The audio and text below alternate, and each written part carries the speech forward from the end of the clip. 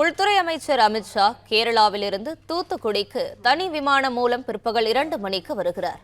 அவரது பயண திட்ட விவரங்களை விவரிக்கிறார் செய்தியாளர் நாகராஜன். வணக்கம். விவரங்களை நீங்கள் வழங்கலாம்.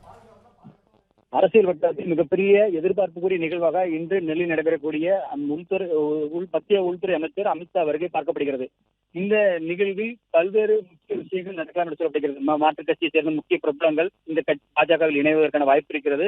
அது மட்டுமல்லாது இந்த பூத் கமிட்டி பொறுப்பாளர் மாநாடு என்பது முதற்கட்டமாக நெல்லையில் தான் நடக்கிறது. இதை தொடர்ந்துதான் திருச்சி, கொங்கு மண்டலம், சென்னை வரைக்கும் அடுத்தடுத்து நடக்கிறதாக மாநில தெரிவித்திருந்தார். அந்த வகையில் மிகவும் எதிர்பார்ப்புக்குரிய இந்த மாநாட்டில் கலந்து கொள்வதற்காக அமித்ஷா கொச்சியிலிருந்து தனி விமானம் மூலமாக தூத்துக்குடி விமான நிலையம் 2 மணிக்கு வருகிறார். அதன் பின்னர் 3 மணிக்குள்ளாக அங்கிருந்து மூலமாக நெல்லை வருகிறார். நெல்லை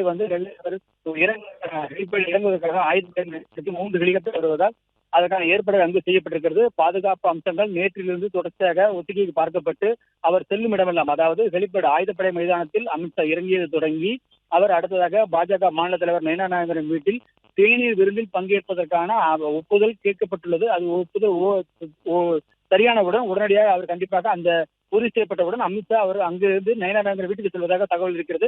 எனவே அங்கு செல்லும் இடம் வரைக்கும் தற்போது வரைக்கும் பாதுகாப்பு ஒத்திகைகள் எல்லாம் நடத்தப்பட்டுள்ளது. அதைத் தொடர்ந்து அங்கிருந்து நிகழ்ச்சி நடைபெறக்கூடிய நெல்லை தச்சநல்லூர், அங்கிருந்து ஒரு 5-6 கிலோமீட்டர் தொலைவில் இருக்கக்கூடிய தச்சநல்லூர் பகுதிக்கு அங்கு வர இருக்கிறார். அந்த இடத்தில் தான் மாநாட்டு பந்தல் மிகப்பெரிய அளவில் பிரம்மாண்டமாக ஏற்பாடு செய்யப்பட்டிருக்கிறது. குடிநீர், கழிப்பிட வசதிகள் அந்த வரக்கூடிய பூத் கமிட்டி பொறுப்பாளர்களுக்காக செய்யப்பட்டுள்ளது.